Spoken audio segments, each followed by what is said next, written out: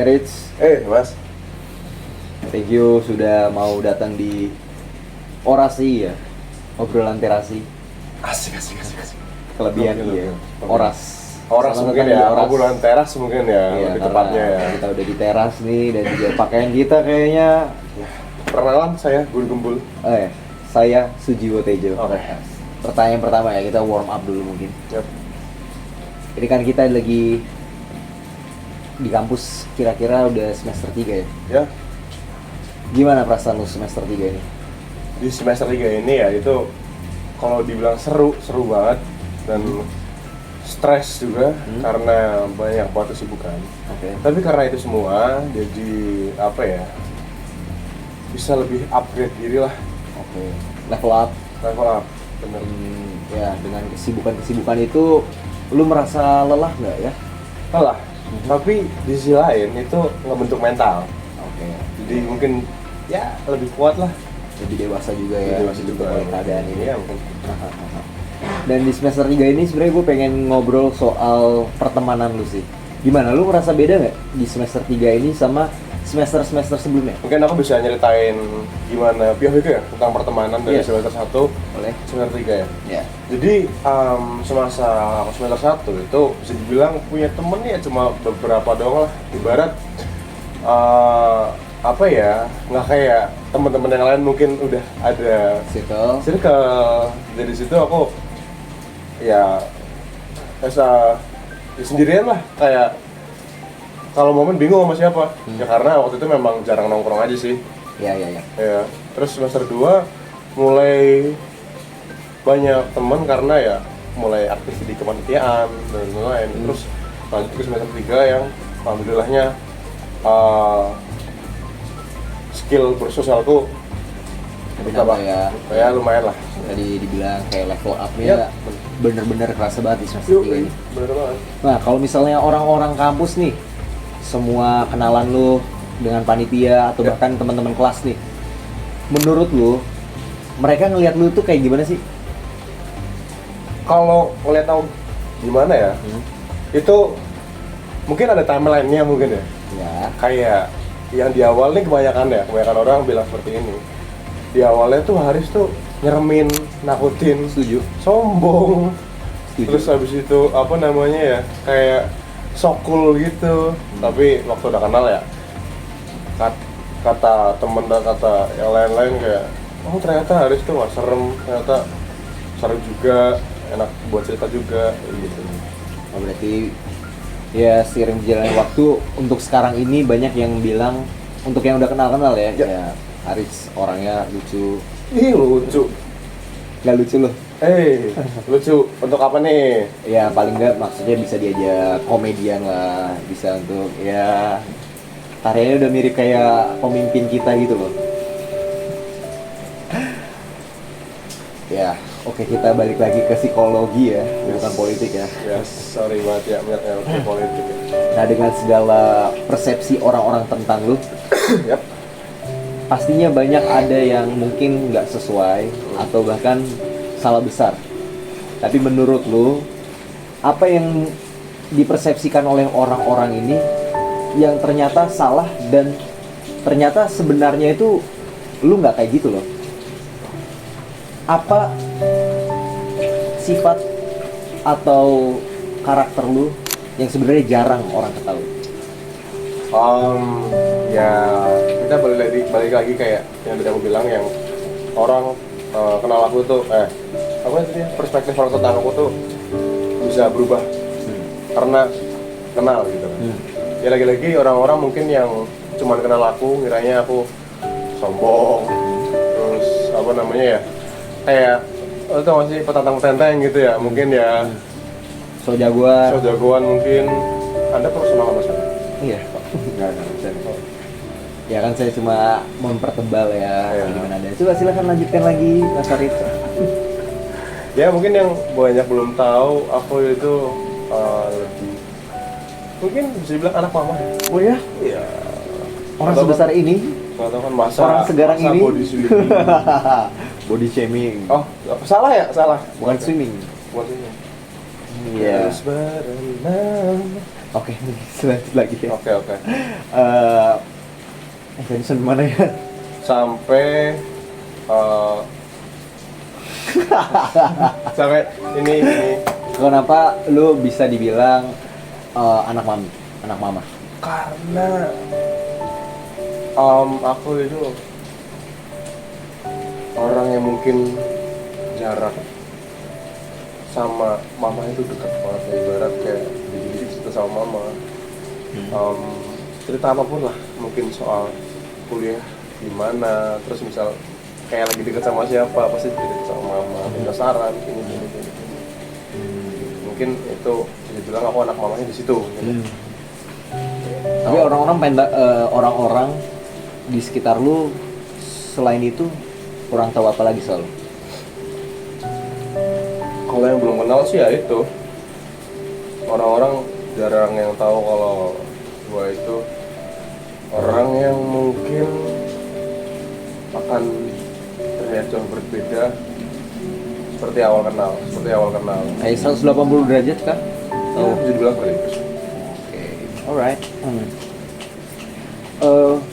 Ini kan kita bicara di psikologi komunikasi ya. Ya. Kalau menurut lu sendiri, dari gaya komunikasi lu, ada nggak ya kira-kira komunikasi yang menurut lu perlu dirubah supaya penerimaannya ke orang mungkin bisa lebih baik lagi? Kepikiran nggak? Pikirannya sih kayak aku harus berubah gaya komunikasi sesuai dengan tempatnya ya. Terkadang aku masih kayak di tongkrongan, di kelas, di presentasi, aku masih dengan gaya yang sama. Bawaannya sama gitu. Bawaannya sama, dan menurutku itu harus diubah karena ya kita presentasi ya mahasiswa yang sedang menjelaskan ke dosen dan teman-teman, bukan lagi di tongkrongan. Mungkin itu aku rasa kurang pas aja gitu. Dan penataan bahasa yang baik dan benar, mungkin sekarang aku cerita ini sharing-sharing gini mungkin penataan bahasanya kurang baik ya. Maaf ya. Oh, lu merasa penataannya kurang baik atau takutnya tidak baik? Dua-duanya sih, Pak. Dua-duanya sih.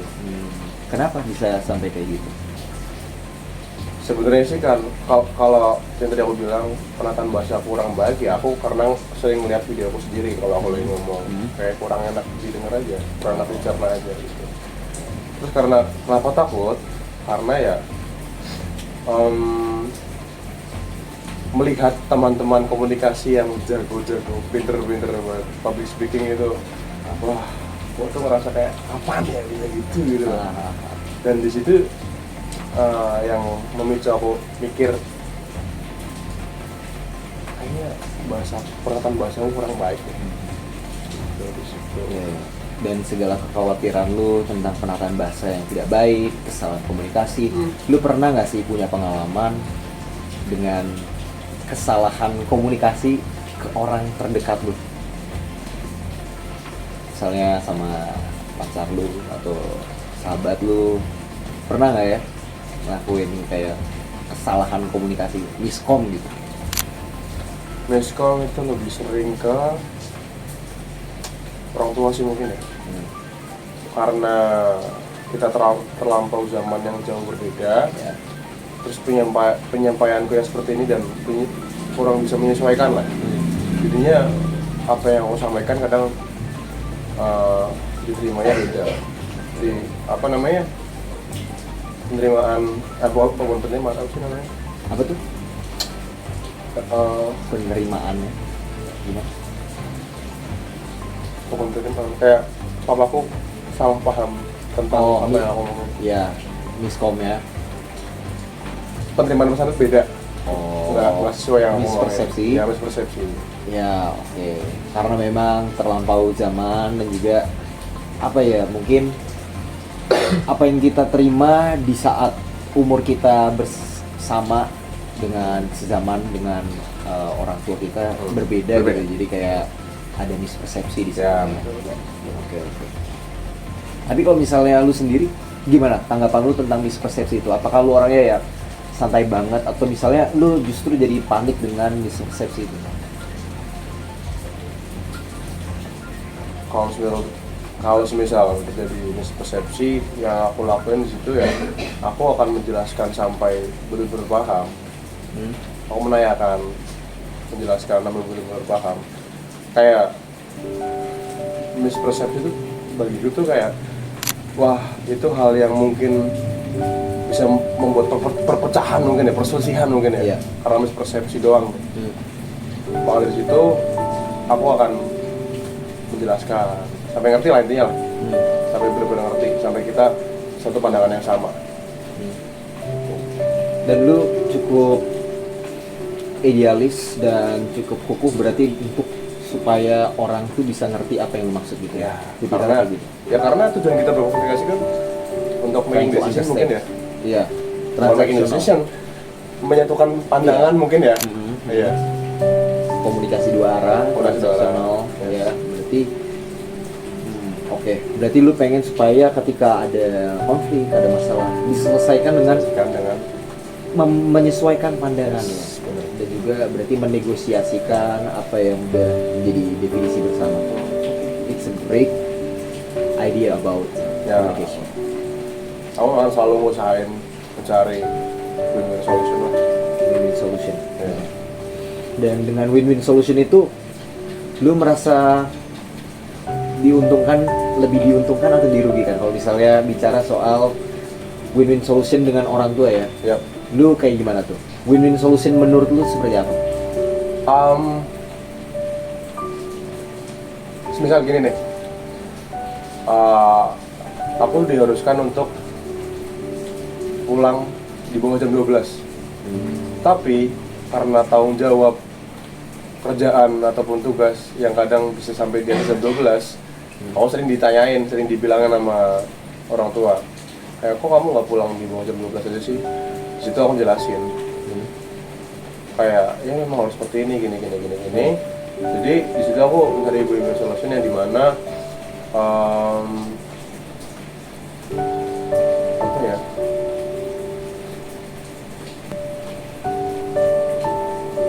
Bentar.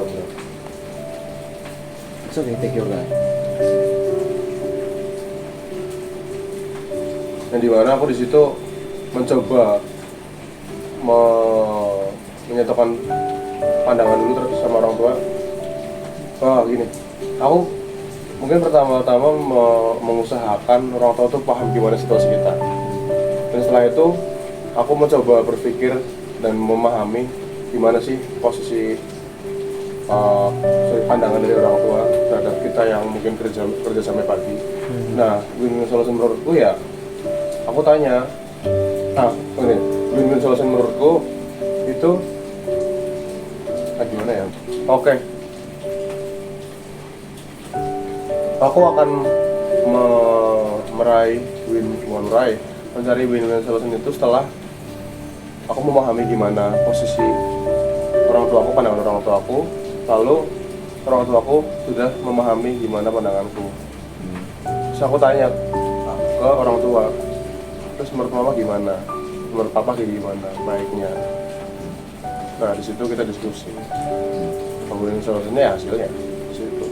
Dan aku merasa sangat-sangat tidak dirugikan karena clear, nggak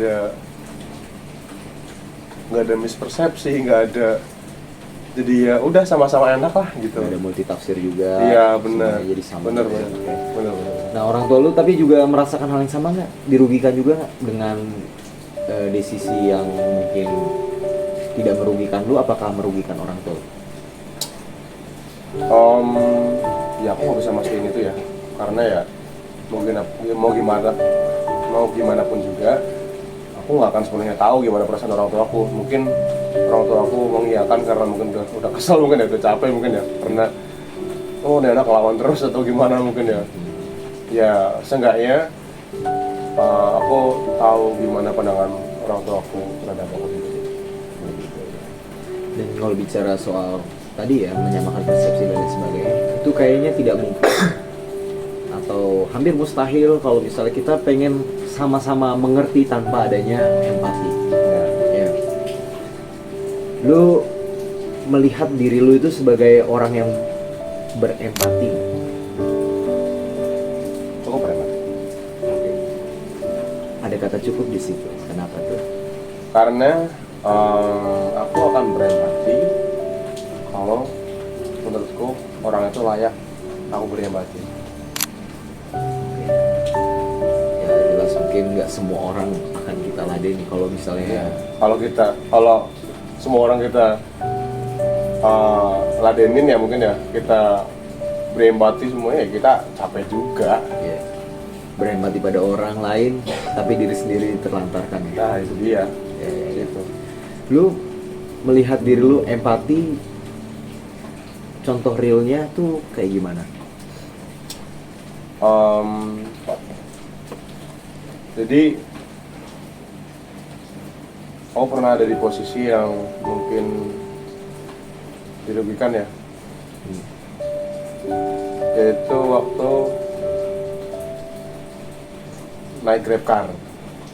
Di situ aku posisi lagi capek banget, lagi sosial bateraiku habis, udah malas banget ngobrol lah, udah capek banget. Tapi waktu masuk mobil set, ditanyain, di wanita yang malah dibilang ini, mas gede banget mas, nggak pernah olahraga ya? Wah di situ posisi lagi capek banget kan, lagi capek lagi, wah intinya males banget lah, buat ngobrol aja males, dikatain gitu, sebel banget kan. Nah tapi aku mikirnya gini, ini kita ada di dalam satu ruangan yang sama selama mungkin setengah jam 20 menit, dan aku nggak mau selama setengah jam ke depan itu aku awkward sama orang tersebut, dan kebetulan drivernya itu orang tua, jadi di situ aku berusaha untuk tetap respect lah, ngajak ngobrol. Yang mungkin awalnya aku sakit hati dikatain gitu-gitu ya, kan lagi capek, sebel juga kan. Tapi ya mau gimana pun itu tetap orang yang lebih tua mungkin ya, karena orang lebih tua jadi aku bisa lebih mentoleransi. Iya benar. Situ mungkin. Nah, mungkin rasa empatiku di situ ya, mungkin ya. Tapi lu sempat bilang kalau empati, pure empati, it's not for everyone. Iya. Tapi kenapa orang yang melecehkan lu justru mendapatkan empati lu? Karena orang tua. Itu orang tua. That's it. That's it. Karena dia orang yang lebih tua, makanya lu, apakah itu beneran empati? Atau lu cuma karena nggak enak aja? Kalau aku nggak enak, aku akan jawab dengan seadanya, nggak yang ngobrol sampai ke tujuan. Oke. Tapi kenapa aku bisa bilang aku berempati di situ? Karena ya di situ aku benar-benar ngobrol yang ujung-ujungnya kita sama-sama senang. Sama-sama senang. Bapaknya senang, akunya senang, karena aku bisa memberi informasi yang membuat bapaknya senang, dan aku senang melihat bapaknya senang gitu. Ngerti nggak sih? Ya, oke. Even though dia tadi melecehkan, lu udah nggak mikirin lagi soal Enggak. dan itu yang lu sebut empati ya. Ya. Mana lu mencoba untuk menyamakan gimana kalau misalnya lu di posisi bapaknya, lu Iya. pengen coba mengerti bapaknya itu. Ya, mungkin maksud dia bukan mau ngata-ngatain aku, mungkin memang personalitinya dia seperti itu yang mungkin ceplos. Ya, lu mungkin sebenarnya apa ya, cara dia memperhatikan lu mungkin sebagai customer ya. Oke. Kira-kira kalau empatinya lebih ke interpersonal yang lebih dalam ya, misalnya teman, sahabat, atau mungkin pacar kalau punya. Kalau untuk itu ya ada sih. Dulu punya teman, dia itu lagi ada problem lah di rumahnya, sehingga dia nggak nyaman di rumah, dan dia merasa nggak pernah pulang lah walaupun balik ke rumah. Gitu. Dan aku lihat dia itu lebih merasa nyaman dan merasa pulang ke rumah itu kalau ke rumahku. Jadi dia pernah di titik yang memang benar-benar nggak bisa lah tinggal di rumahnya sendiri untuk sementara waktu. Jadinya aku berilah dia ruang di sini. Aku beri tempat tinggal di sini untuk sementara waktu. Memberikan rumah, Tanda kutip ya. Iya.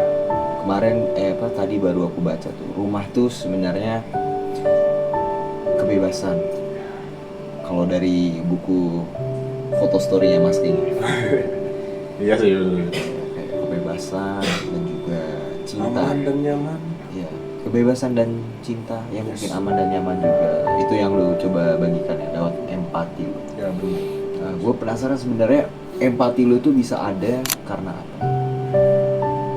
Kalau rasa empati itu mungkin terbentuk gimana didikan yang secara tidak langsung diberikan oleh orang tua aku sih. Oke, berarti masa kecil lu itu sering diberikan nasihat dan juga berikan arahan untuk lebih mengutamakan perasaan kan? Ya benar. Tapi lebih ke secara implisit. Oke. Dengan perilaku orang tuaku. Hmm. Di situ aku belajar untuk mengutamakan perasaan. Berarti di sini bisa dilihat ya kalau Mbah Harits. Kok Mbah? Anda yang Mbah. Oh iya, saya Mbah ya. Dukun maksudnya. Kan saya Sujiwo Tejo, Mas. Saya guru gembul. Oke. Bapak Harits. Ya. Ini dia lebih terbentuk dari psikoanalisis ya. Iya benar. Psikoanalisis. Ngerasa psikoanalisis ya lu? Banget. Gue tuh psikoanalisis parahnya. Oke. Ya gara-gara mungkin hasil dari lingkungan sekitar lu, kemudian juga orang tua lu, didikan di masa kecil itu yang terus bertumbuh ya. Kalau gua sempat riset juga, sebenarnya masa apa ya, perkembangan karakter itu bisa dibentuk sampai di umur 16 tahun. Jadi kayak mungkin dari masa kecil sampai di 16 tahun itu lu dibentuk sebagai orang yang perasa, sehingga sampai sekarang umur 39 tahun. Berlebihan dong, mungkin badan besar, cuman 20 aja belum nyampe udah. Oh, 19 tahun ya, Mas ya? 15. Nggak usah dikurang-kurangin. 19. 19 ya. Ya di 19 tahun ini Haris jadi tetap orang yang perasa ya. Yap. Tapi dari segi karakter berarti kan Haris si perasa ini kalau dalam tipe hubungan ya, mungkin kita lebih menjurus lagi, misalnya di personal ya, hubungan personal seperti pacaran, itu sebenarnya lu lebih terbuka atau tertutup sih? Prefernya kemana? Gue prefer ke terbuka. Oke. Karena dari keterbukaan itu kita bisa menjaga komunikasi. Kita akan membuat komunikasi itu menjadi lebih lancar karena kita saling paham gimana perasaan kita masing-masing. Karena ketidakpahaman perasaan masing-masing itu bisa menghambat komunikasi karena di situ kita nggak tahu harus ngapain, kita harus menghandle dia seperti apa, kita harus nge-treat dia seperti apa. Gitu. Ya. Situ. Berarti lu mengutamakan komunikasi yang terbuka ya? Benar. Ini menarik nih. Dari komunikasi yang terbuka itu, dari Mas Harit sendiri, Bapak Harit sendiri nih, apa sih hal yang paling susah diungkapkan? Kita kan udah mungkin menerapkan komunikasi terbuka ya. Mungkin kalau belum punya pacar sekarang niatnya mungkin pengennya untuk ke depan bakal ada komunikasi yang terbuka. Tapi hal apa yang menurut lu bakal tetap susah nih dilakukan, tetap susah diungkapkan, bahkan ketika komunikasinya udah terbuka sendiri? Gini, yang tadi aku bilang, aku akan selalu terbuka dan selalu menerima saran apapun itu, entah itu pahit, entah itu manis, entah itu enak didengar ataupun enggak. Tetapi dari aku sendiri yang akan sangat sering diungkapkan itu mengingatkan kalau dia salah, mengingatkan kalau memang dia itu melakukan hal yang kurang sesuai. Itu sulit diungkapkan dan aku sangat-sangat ingin selalu mengungkapkannya itu. Dan aku akan selalu berpikir gimana caranya mengungkapkan perasaan itu dengan cara yang sangat-sangat halus. Apa yang menghambat itu? Perasaan nggak enak kah? Perasaan takut dia tersinggung. Karena aku tahu rasanya gimana tersinggung ya.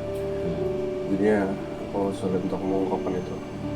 Iya sih, menjadi orang yang straight to the point dan juga mengatakan apa adanya terbilang cukup sulit ya. Ya benar. Dimana kita juga dari budaya Indonesia ya memang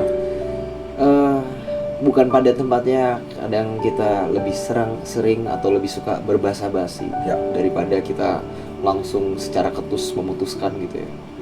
High context ya. Ya, high context gitu. Oke, mungkin aku mau tanya juga sih. Hal kecil apa yang dalam hubungan nih? Tadi kan yang menghambat ya, yang membuat kita jadi kayak susah buat ngomong. Tapi menurut lu ya, kita kecilin lagi deh. Hal kecil apa yang justru menghambat atau membuat hubungan lu menjadi tidak hangat gitu? Hal kecil yang sepele mungkin. Salah treatment. Silent treatment. Oke. Kalau misalnya udah di mention kayak gitu, kayak punya pengalaman. Lebih ke kalau punya pengalaman pasti, cuman lebih belajar dari orang lain aja sih. Kayak mungkin dari dulu gue sering jadi tempat untuk curhat ya, dan di situ gue belajar kalau silent treatment itu bukan solusi dan akan malah memperburuk suasana, memperdingin hubungan. Oke. Berarti lu adalah seorang yang tidak suka silent treatment karena lu sendiri adalah pendengar yang baik ya katanya. Ya, Iya. kata orang mungkin seperti itu ya. Dan lu juga ya jadi tempat yang terbuka untuk orang bercerita. Yes, aku akan selalu terbuka untuk orang yang ingin cerita, butuh tempat cerita. Dan hal apapun itu, segala apapun itu. Lu selalu terbuka untuk itu ya. Yes. Lu merasa keterbukaan lu untuk menerima cerita orang itu sebagai apa ya, hal yang melelahkan kah? Atau lu akan tetap menerima itu sebagai ya mungkin orang merasa nyaman dengan diri lu, mungkin ini kelebihan lu, gimana? Sebenarnya tuh kenapa aku selalu terbuka untuk orang yang ingin bercerita ya?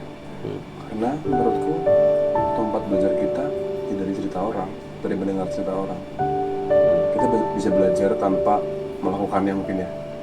Jadi kita bisa belajar karena pengalaman orang lain. Gitu. Menarik.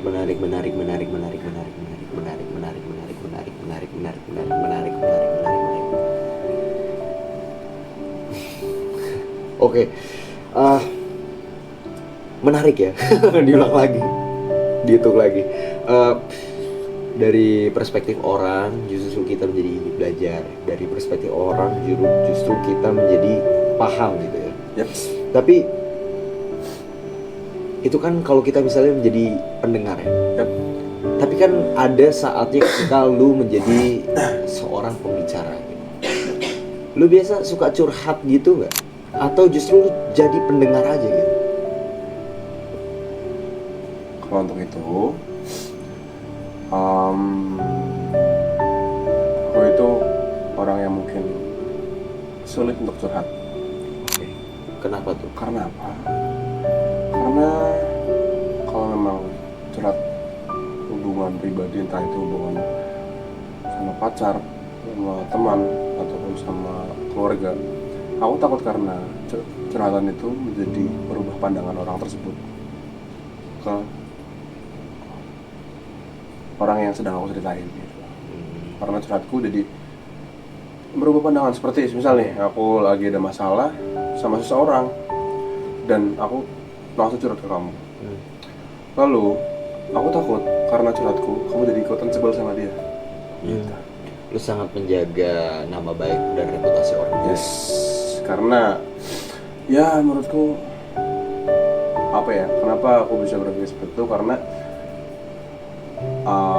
aku takut hal itu berbalik kepada aku sendiri gitu.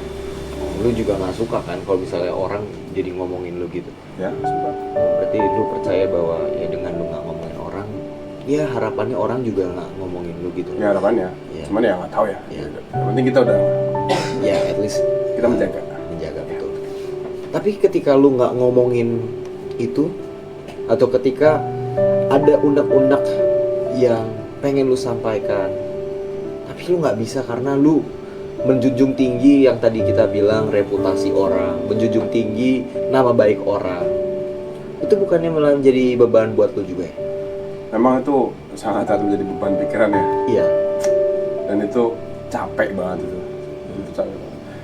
Gini, mungkin aku lebih ke akan curhat ke orang yang benar-benar aku percaya, yang mungkin benar-benar mengerti gimana situasiku, gimana situasi yang dia yang aku ceritain. Misal nih, kamu tuh orang yang aku curhatin, tapi kamu paham situasiku dan kamu paham situasi orang yang aku curhatin, dan kamu nggak akan terpengaruh atas curhatku. Jadi kamu cuma mendengar dan memberi solusi tanpa berubah pandanganmu ke orang ini. Gitu. Dan aku mungkin ya akan lebih banyak cerita kalau memang aku udah berdamai dengan masalah-masalahku. Ya. Cukup banyak ya SOP-nya sebelum bisa curhat sama orang ya. Itu dia. Tapi itu justru yang membuat kayak ya orang jadi tidak multitafsir dan juga main memutuskan sepihak ya. Karena itu justru yang jadi kayak mungkin penghambat sekaligus juga perusak hubungan. Yap. Karena kita jadi memutuskan sepihak gitu. Kita hanya mendengarkan tidak secara komprehensif ya. Ya. Kira-kira menurut lu kalau menurut lu selama lu hidup selama 29 abad ini, lu itu orangnya mengutamakan diri lu atau perasaan orang lain? Yang utama aku pasti akan lebih mengutamakan perasaan orang lain dulu ya. Why? Karena orang lain itu gimana ya? Kenapa aku mengutamakan perasaan orang lain? Karena kita itu akan selalu butuh orang lain.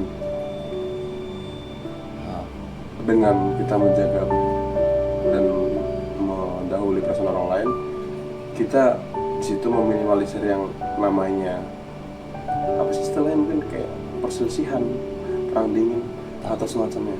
Tapi kita kan nggak benar-benar bisa tahu perasaan orang lain kan?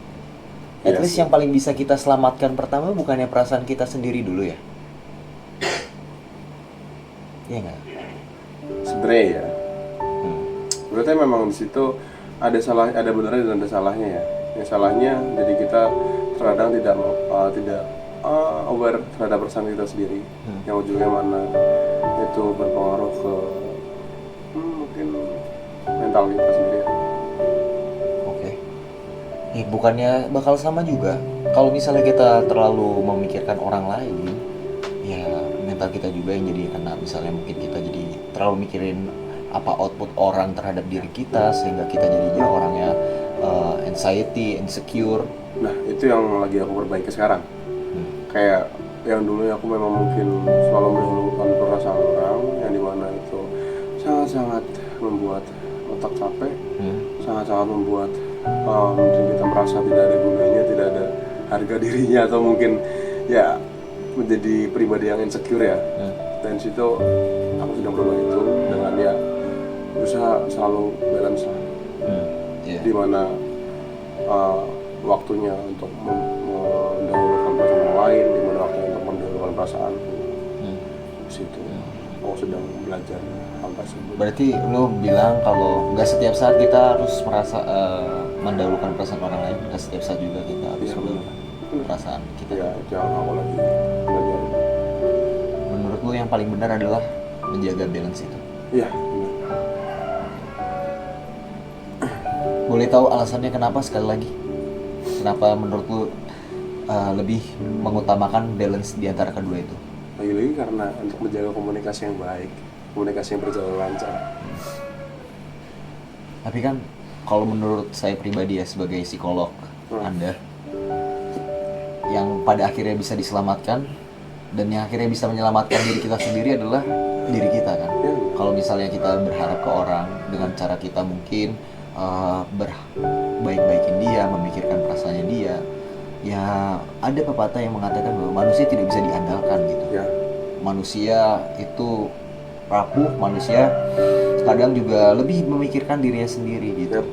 Sehingga kalau misalnya kita berpacu pada itu, artinya ada baiknya bukannya kita lebih mengutamakan diri kita sendiri dulu, Ya. benerin diri kita, baru kemudian orang lain. Gini, kenapa aku bisa melakukan seperti itu ya? Maksudnya, kenapa aku bisa mengutamakan balance ya? Ya karena terkadang kalau aku lebih mementingkan perasaan orang lain, itu membuat perasaanku menjadi lebih tenang. Dan kalau dimana aku lebih mengutamakan perasaanku, aku takut karena aku mengutamakan perasaanku menjadi ketersinggungan bagi orang. Berarti pas lagi lu, boleh gue koreksi, yang kedua berarti mungkin ketika lu memikirkan perasaan lu jadi takut akan perasaan orang. Iya. Artinya lu belum memikirkan diri lu dong. Apa? Lu masih mikirin orang lain juga Nah, dong. di situ. Makanya terkadang memikirkan perasaan orang lain lebih menenangkan, lebih membuat diri kita menjadi lebih tenang. Kenapa lu merasa ketenangan lu itu ada di orang lain? Padahal ketika orang lain mungkin merasa disenangkan dengan lu, itu kan adalah satu hal yang gak teruji secara pasti gitu. Paling enggak kalau misalnya perasaan lu yang dimenangkan dulu, lu tahu gitu. Kenapa lu lebih bahkan menaruh perasaan tenang lu tuh di orang lain? Karena gini, yang aku pegang tuh gini, selagi kita berniat untuk hal yang baik, entah itu balasannya baik atau buruk, ya itu apa ya namanya, ya lagi-lagi tergantung niat kita. Yang penting niatku ya udah baik, itu akan menjadi penenang.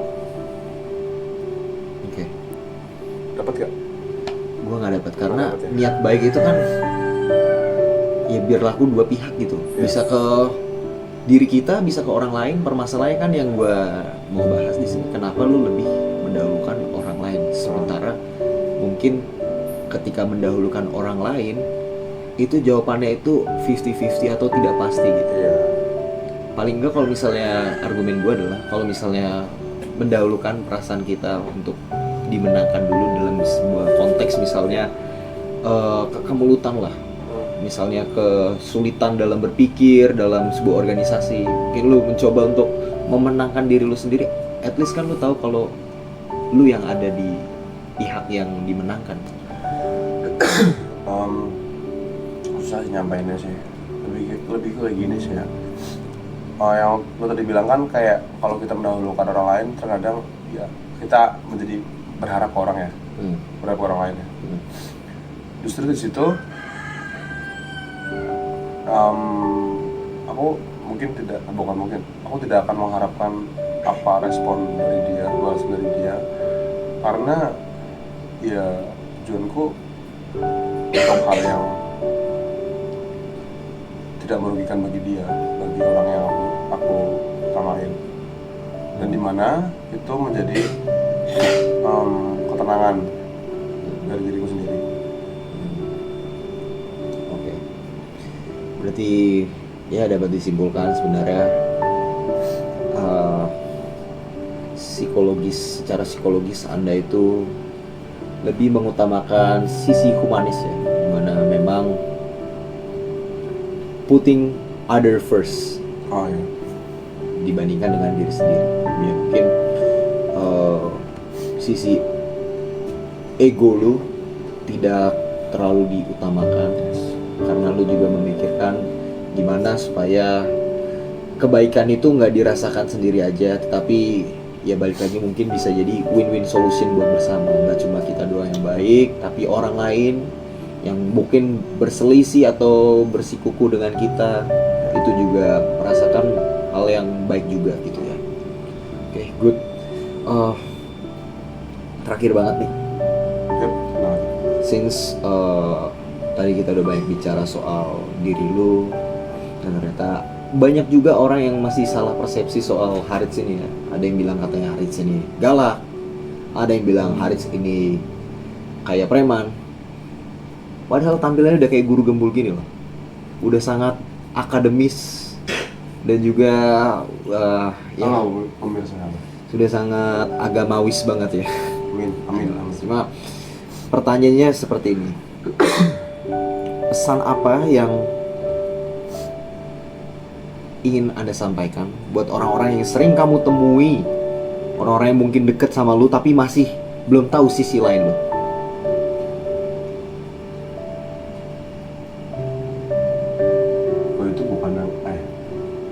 Aku itu bukan orang yang nyeremin. That's it. Banyak orang yang udah deket sama lu masih kira lu nyeremin. Beberapa mungkin ada ya. Beberapa. Tapi banyaknya kayak gimana? Banyaknya ya kalau deket ya biasa aja. Biasa aja. Santai. Ada sisi lain yang mereka nggak tahu dan lu pengen kasih tahu nggak ke mereka? Bukan udah tadi ya ditanya. Iya, cuma kan maksudnya ini Rich, sisi lain yang di sini tuh yang dimaksud tuh kayak ya mungkin kalau yang tadi lu sebutin kan kayak lu nggak seremin itu kan buat orang yang nggak terlalu deket. Tapi kalau yang deket gitu loh, orang yang lu deket tapi sampai saat ini tuh mereka belum bisa paham kalau lu tuh sebenarnya kayak gini loh gitu.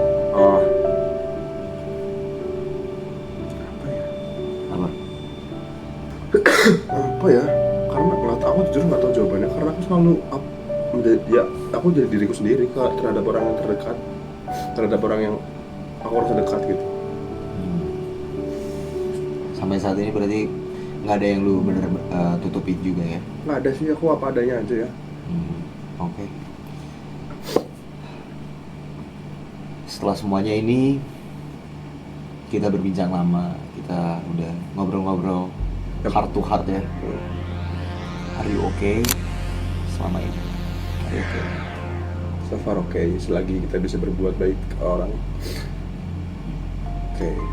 Patokan lu adalah ketika lu masih bisa berdampak buat orang lain. Yep. Dan ketika kebaikannya itu nggak lu terima sendiri tapi buat orang lain juga. Yep, betul. Dan apakah itu juga jadi harapan lu dan panggilan lu buat tetap masih hidup sampai sekarang? Iya benar. Berbuat baik ke orang, memberi kebahagiaan ke orang itu hal yang mungkin bisa menjadi bumbu-bumbu penyemangat untuk hidup ya, untuk terus hidup berjalan. Ada lagi yang mau disampaikan? Ya, yang mau aku sampaikan, kita tidak bisa mengontrol tanggapan orang, ekspresi orang, timbal balik dari orang sesuai apa yang kita mau. Jadi kita berbuat baik tanpa mengharapkan feedback yang sama. Cukuplah berbuat baik. That's it. Luar biasa sekali pemirsa apa yang sudah dikatakan oleh kru gembul kita. Semoga bincang-bincang kita hari ini benar-benar bisa membuat kita lebih baik lagi ya. Amin. Kita mengejar di dunia ini bukan kebaikan untuk pribadi sendiri, tapi memang untuk kebaikan bersama, sehingga kita benar-benar berdampak. Dan ketika kita nanti meninggal, kita bakal diingat sebagai orang yang berarti ya. Berarti Bukan hanya buat orang-orang terdekat, tapi mungkin orang-orang lain yang bahkan kita cuma ketemu sekali tapi mereka bisa tersentuh ya dengan apa yang kita lakukan. Psikologi komunikasi, guru gembul, dan